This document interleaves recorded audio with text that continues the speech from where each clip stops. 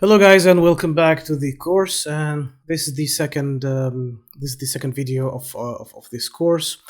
And if you didn't know, uh, this course is already organized in a YouTube playlist, so you can directly find it on my channel if you are not aware of that, or you can I will be putting a URL to the playlist directly below in the comments, so you can directly access the playlist and have all of the videos in this course series sorted correctly. Okay. All right. So the previous video was an introduction about the course, and in this video we will get a bit closer to Terraform. When it comes to using it with VMware vSphere, but of course we need a foundation. So if you're not yet familiar at all with Terraform and how to install it and use it, then this video is for you. If you are already familiar with Terraform and you have it installed on your machine, then you can just skip this video and go to the next video or videos according to your preferences. All right, so I will not be installing the Terraform in front of you because it's just a matter of next wizard, so it's not a rocket science at all. You can do it yourself. But these are the requirements that we need for now, and we will also in this video we will go through the Terraform library of code and how to find it, and which is called the Terraform Registry. But it's not mentioned here on the presentation. Actually, I have just one-page presentation for this video, which is this one. All right, so Terraform, on which OS to use it, it doesn't matter at all. You can use it on your Windows. You can install, there is already Terraform for Windows. Download it, install it, and please make sure that the environment path is properly configured to make it easy for the operating system to find the Terraform command. So you don't necessarily need to navigate to a specific path, but configure it properly on your Windows environment variables. If you are using Mac OS, it's very easy to install it via if you use Brew, you can use Brew to install Terraform. So this is the code, these are the needed bits to run the Terraform tool on your local machine. All right. What else do you need? You need a code editor, an IDE. Okay. You can use any of your preference. I'd prefer and I highly recommend that you use the Microsoft Visual Studio Code application as a code editor, because it has integration with Terraform and Git, and it will make your life way easier, in my opinion. You can still use any editor. You can use Notepad on Windows, you can use VI or Vim on Mac OS, or even Linux also of course. Any flavor of Linux or many flavors of Linux support Terraform. So if you don't use a Mac OS but you use maybe an Ubuntu machine or CentOS machine as your desktop, then you definitely can install a Terraform, and the needed bits. I highly recommend using Visual Studio Code, also known as VS Code, which will be used throughout this course. All right. And you also, once you get the VS Code installed, you need to install the Terraform and Git, but no rush for Git for now, because we will covering Git in one or two videos by the end of this course, because this course is mainly on Terraform, not on DevOps operations, so Git is not really needed at this stage. But you definitely can't use Terraform on its own without code versioning and CI/CD pipeline, in my opinion, because otherwise you will cause conflicts across your team. I don't believe that you are a one-man show in your team who is managing VMware vSphere in your company, but if it's a small shop or a very small company and you're the only engineer over there, okay, then you don't necessarily need to complicate things for yourself. But anyway, whether you are just a one-man show or a team player in a big team or medium-sized team, you definitely still to have some sort of code versioning for your Terraform just to keep it as a backup, and also to have the code of Terraform somewhere centralized so everyone can reach out to it and get the most recent version. Just to avoid causing any issues, conflicts, catastrophes. You may accidentally destroy some of your or part of your VMware environment accidentally because you're using the incorrect version or state of your Terraform state. We will get to what is a Terraform state later on.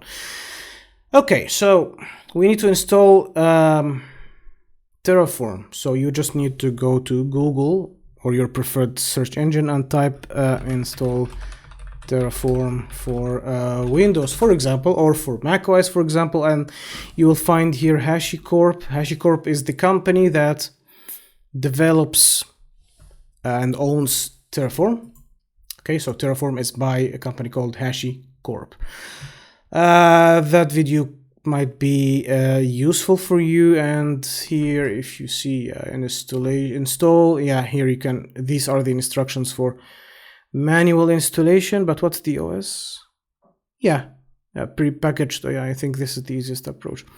You can choose, is it for Mac or Linux, or is it for your Windows? And I suggest that you follow these instructions very thoroughly, just to make sure that, after the installation, that everything on your machine is really working as expected. And it should just work fine in your terminal on Linux or Mac OS, or your Windows CMD, or I'm not 100% sure if it works under the PowerShell interface, but it doesn't matter. You just need at least you need a CLI in the end, a terminal interface. So if I type Terraform here, and if it responds back with the help menu, then which it means in that case that Terraform is working fine. I'm not quite sure what was the how to get the version. No, just one dash version. So you should find more information about the Terraform version that you are running on your machine. That's the first bit. What next? You need to get an IDE. I'd recommend using VS Code. It's very popular and very, very easy to use. So if I just type here code, let's code VS. I need to get the history I have on my machine already, just to show you a bit. Is it? It's the one. It's a very nice interface to use, in my opinion, and the beauty of VS Code is that you can have here at the lower half, you can open a terminal, so you don't necessarily need to use a separate window. But of course, in the end, how to use it, it's up to you.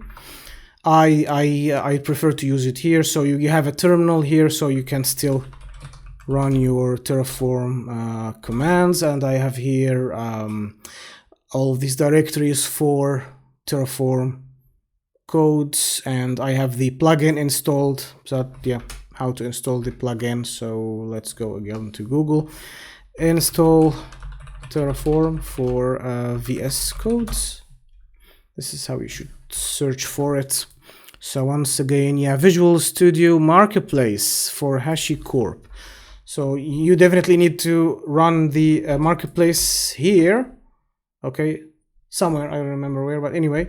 Or you can just directly from a web browser. If your VS Code is already installed, if you just click here, install, then it will do the rest for you. Just follow the instructions, and it's very simple to install the plugin. So to have that supports in here. All right. What's next? Okay, we have installed these. Okay, so we are done with the installation. All good. Now you are good to go. Let's close this and that. Okay, let's have a look at the Terraform code. Okay, and yeah, when speaking of VMware vSphere here, so how to find the code that we need to use.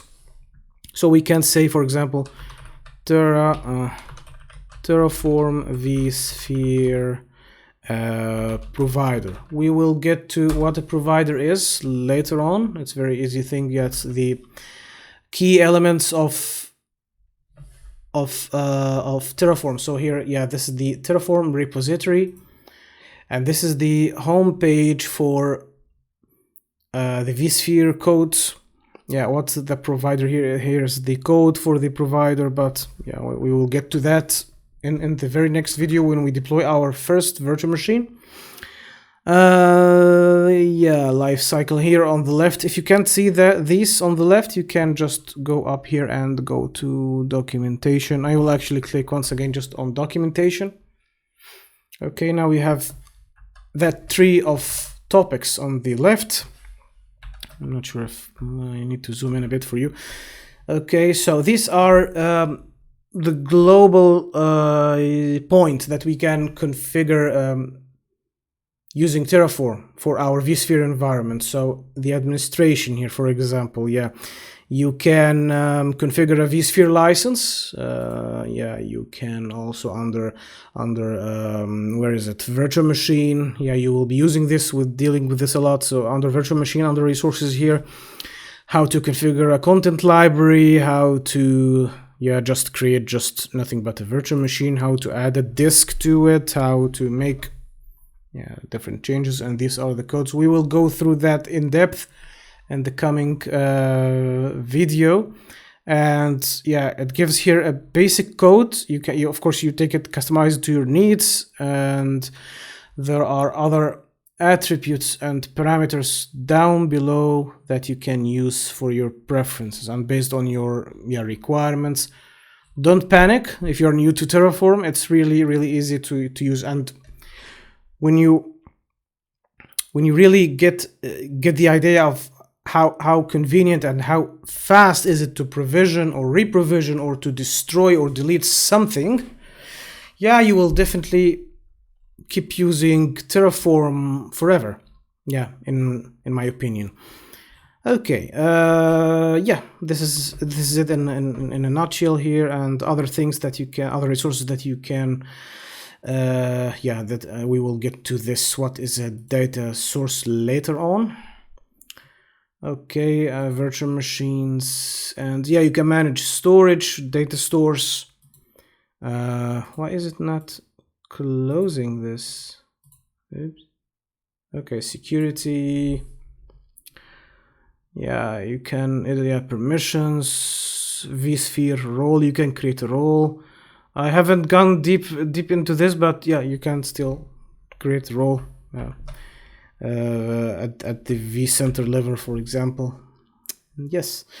We have here also the networking, where we can create a distributed port group, a distributed virtual switch. Actually, we will be covering these points definitely. Not everything here, but I will do my best to put you on the right track, get you familiar with it, what are the tricks here and there, and then you are good to go. All right, so that was everything for this second video, and in the next video we will be going forward with the first topic here, which is how to create a virtual machine. So we will be creating our very first virtual machine using Terraform, in the second video. All right, so see ya.